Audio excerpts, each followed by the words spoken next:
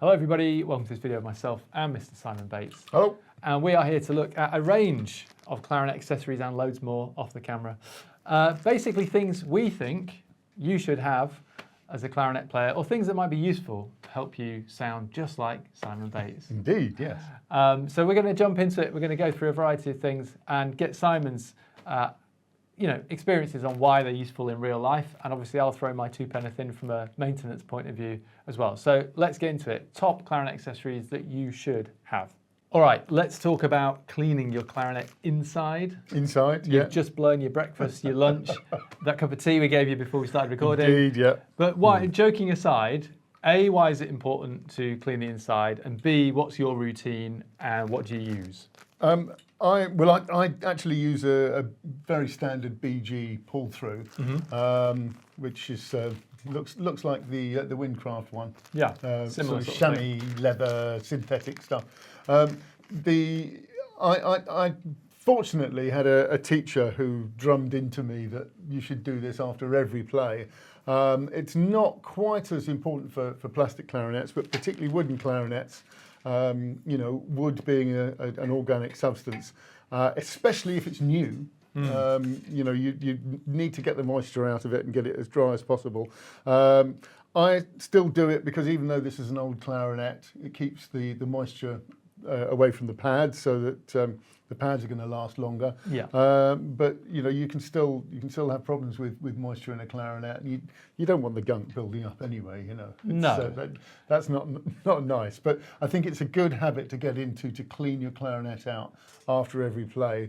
And actually, during playing as well, you'll find occasionally you get a bit of water bubbling under a key. It's quite good to, obviously you can blow it out like that, but really the best way of getting rid of it is to pull it through and blow. So if you're in a rehearsal and you've got 5 minutes, a minute, you can just whip the mouthpiece off and pop it down. So yeah. we've got this clear Buffet B12 clarinet here, limited availability. No, you can't buy it. Sorry, everybody.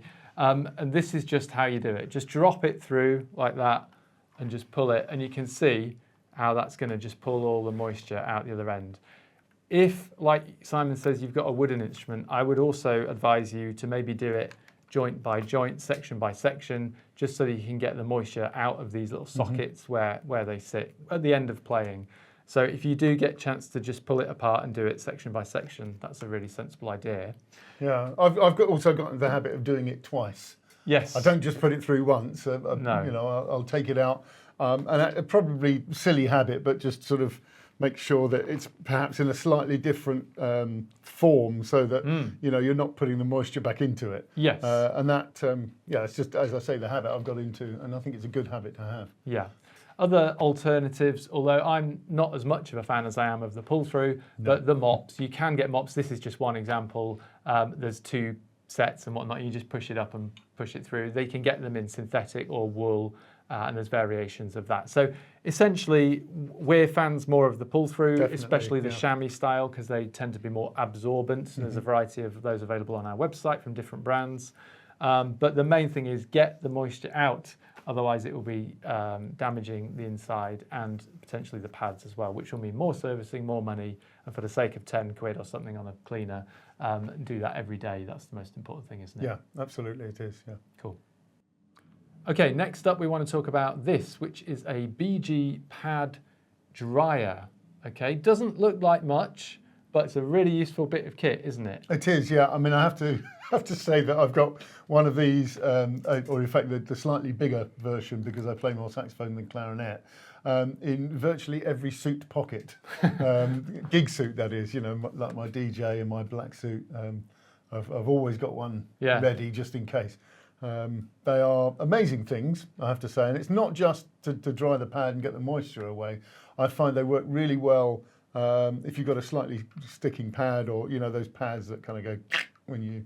Yes, often the pads that are vented C sharp, G sharp, exactly, clarinet, the alternate there. They're great for cleaning the pad as well. What I tend to do, and I don't know whether this is right, I could show you, is just put it on underneath and hold the key down while I pull it. Yeah. So what that does is just make sure that I mean, I don't hold it down so it stretches the leather. No, of the but thing, just gentle just pressure. gentle pressure, so Yeah.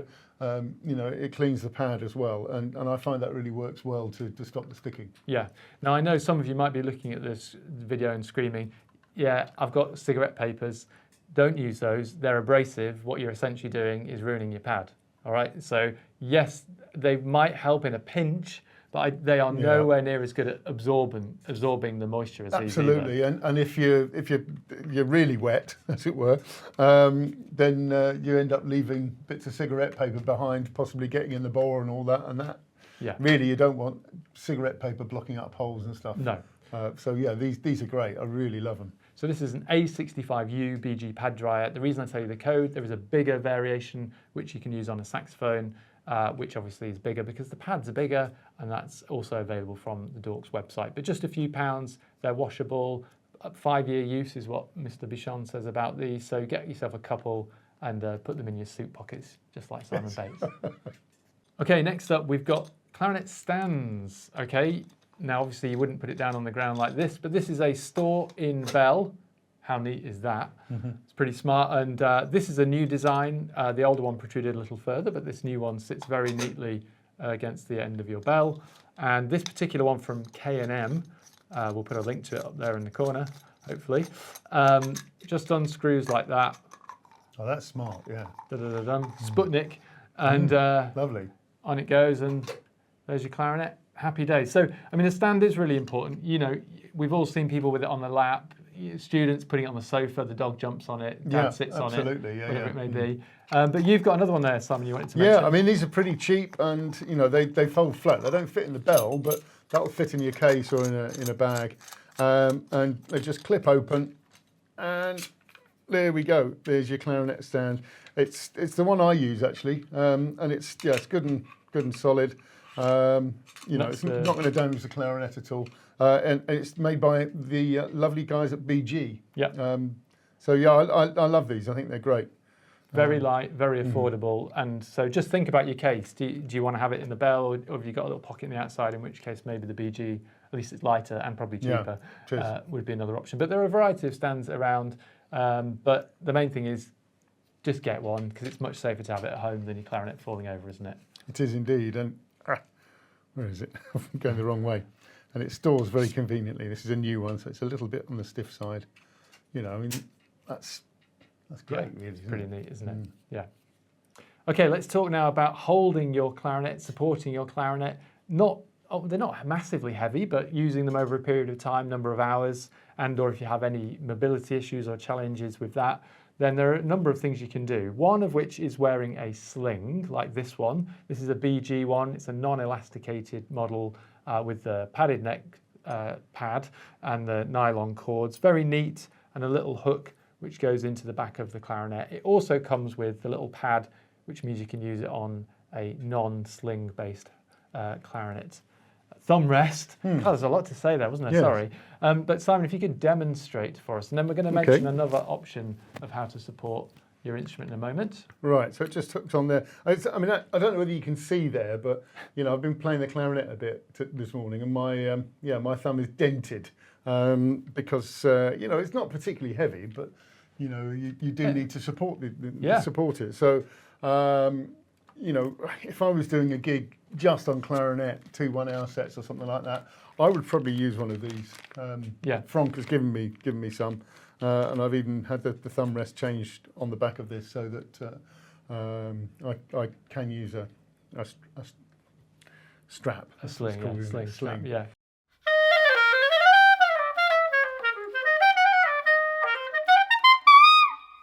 Yeah, this one's perhaps a little short for me.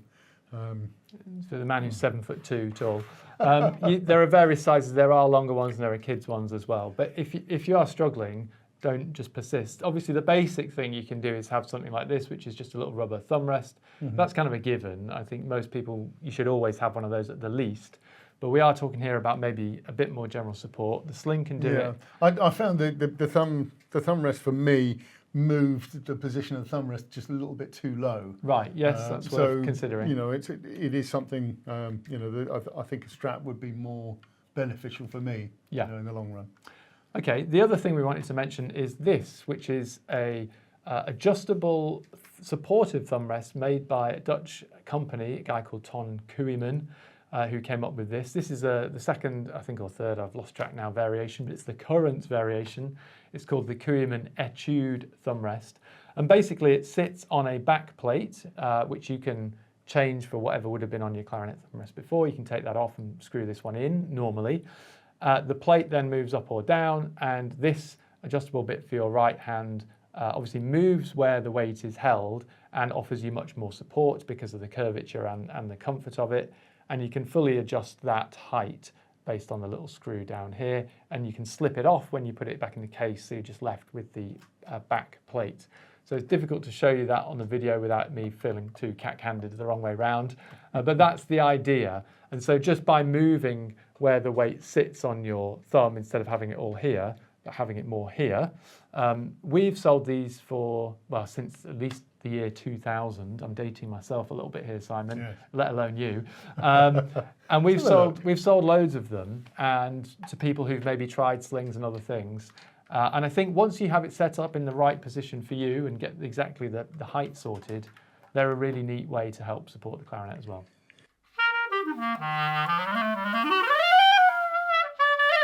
Yeah, this clearly isn't quite set up right for me. I can see how it could work really well. I just think it's a bit cumbersome, perhaps.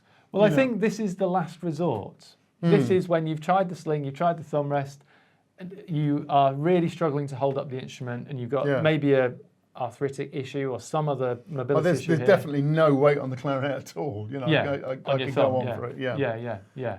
So I think the key is finding exactly the right position. Obviously, it is supposed to wiggle. That's what it's adjustable there, but it can also come up or down. So I think once you've set that right position, and if you do it from Dorks, if you come in store, we can actually set it up for you. Right. But yeah, that is your last resort if all else fails, because obviously you don't want to stop playing. There's always another solution. So that, like I say, would be the final thing to look at. Yeah. Okay, so let's talk about cleaning the outside of your clarinet. There's various things that can do the inside, pull-throughs, etc. Let's talk about cleaning the outside. If you've got a wooden body or a plastic body, then generally the actual body itself, you don't need to do anything to. But the keywork, this is an odd example, okay, because it's sort of a copper-plated thing. Most people's keywork is silver plate, like Simon's got here.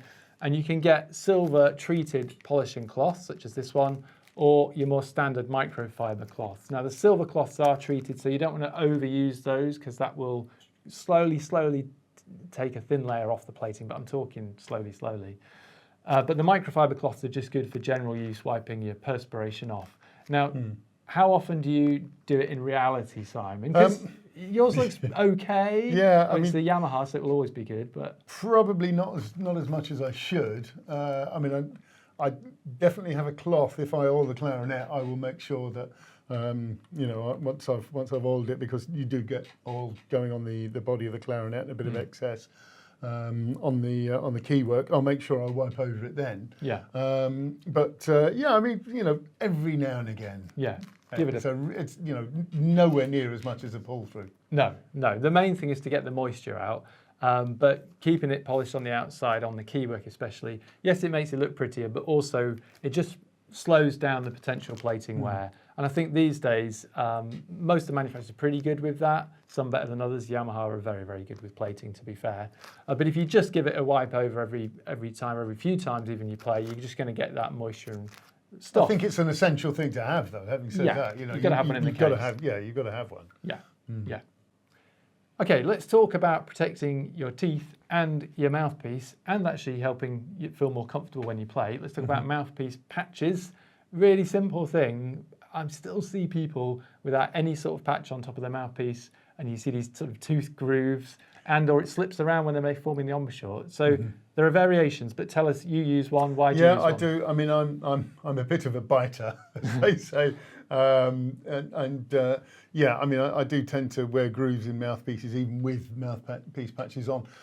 They are going to improve the life of your mouthpiece no end, but also it's a lot more comfortable to have one on. As you say, you know, it adds a little bit of grip. And maybe dulls vibrations, perhaps, as well. It might do, yeah. I So you mean, get that whole teeth. you know, there are two schools of thought. I know some people don't use them because they like to feel the vibration coming through their teeth. I don't particularly. No, me neither. So it's, yeah, I mean, you know, perhaps horses for courses, as they say. Absolutely. But yeah, to be honest, I have them on all my mouthpieces. Yeah. I try to have a fairly thin one. That's Yes, I my was going to preference. mention that. Yeah. In fact, the ones that Frank used to do, the really thin ones, I think he's discontinued, which is really annoying. Frank, if you're watching, bring them back. That's Mr. BG for everyone. But yeah, there's various thicknesses, sorry. Yeah, 0.3, 0.5, 0.9 of a mil. And it doesn't sound like much, but they make a big difference. They do, yes. You know, yeah. and some people like the thicker. Certainly on clarinet, I would much prefer the thinner because if it is thicker, it's literally opening your embouchure up a little bit as well. That's right, yeah. So there are variations in size of thickness and also in width. There's large, there's small, and there's also clear ones like this or black ones like that as well. The thicker ones tend to be a little more rubbery as well. So, yes, you know, for me, it's softer. Yeah, for me, they don't last as long. No. So it depends on your embouchure. You know, I mean, as I say, I tend to really bite with the top teeth. So, you know, a thinner one always will work a lot better for me. Yeah. But an absolute must-have. I think unless you have a good reason not to, there's no reason why you shouldn't have a mouthpiece patch. Yeah. Okay, let's talk about caring for your wooden clarinet. Obviously, you should be pulling it through daily, getting the moisture out, using a nice chamois pull-through or something like that.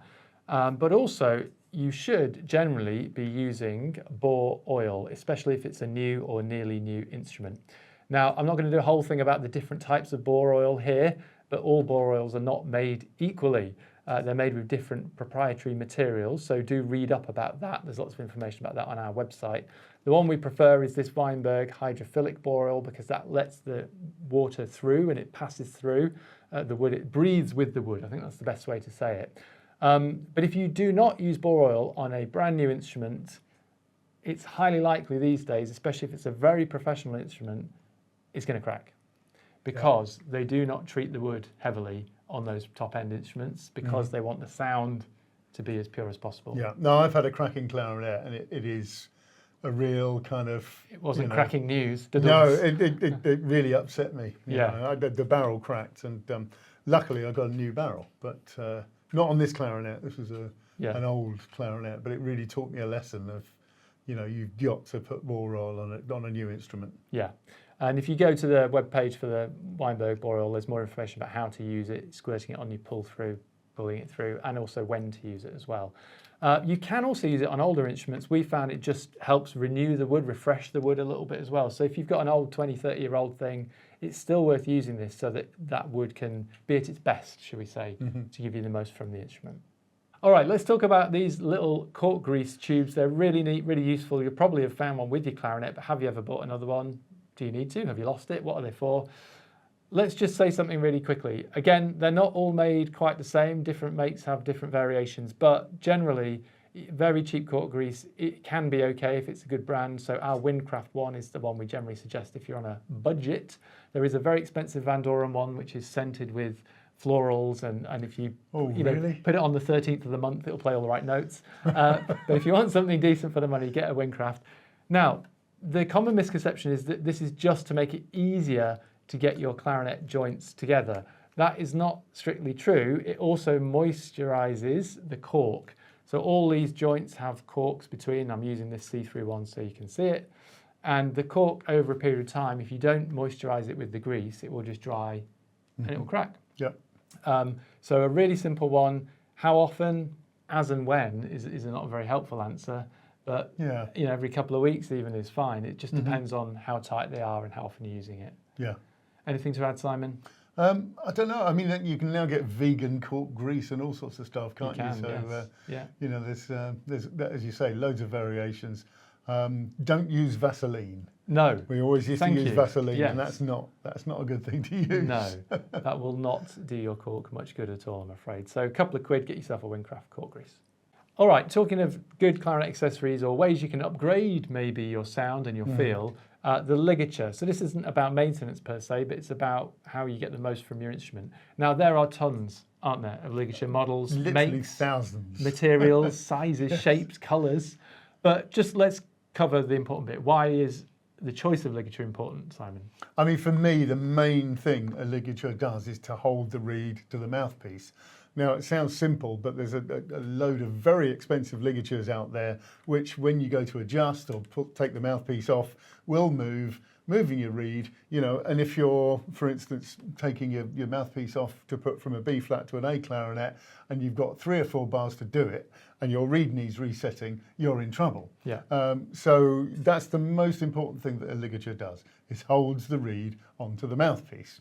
However, there's a can of worms that we could open to talk about, you know, the tone that you get from a ligature, because anything that's near your mouth, anything that is so close to the top of the instrument is going to affect the sound, because you know the reed is what fundamentally vibrates to give you your sound. The mouthpiece obviously is then the next thing that is going to affect the sound.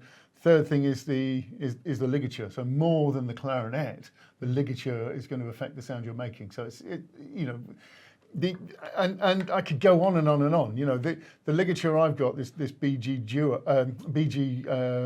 Tradition, thank you, has only 1 screw. If you have a ligature with 2 screws, it's possible that the tensions are going to be different, and you can warp the reed in different ways. You know, so a single screw ligature for me is a better choice. Yeah. And we've done videos about some ligatures, especially the BG range, and also I remember doing a top 5 fabric ligature video as well, because there are variations of material, fabric, metal, blah blah blah. So I think the short and tall of it is, if you've got a nice setup already, but you want to find a way to improve your sound slightly, and or if you're finding having issues with your ligature, not quite holding the reed correctly, then from £5 to £500, and I'm not even joking, there will be an option for you, and maybe you could come and try some more, email us for some advice, whatever it might be. Rovner, BG, Van Doren are probably the 3 to start with, but there are a myriad of options out there. Yes, Plenty of people will be emailing me right now saying, hey, you didn't say this, you didn't say that. But that's how it goes, I can't say them all.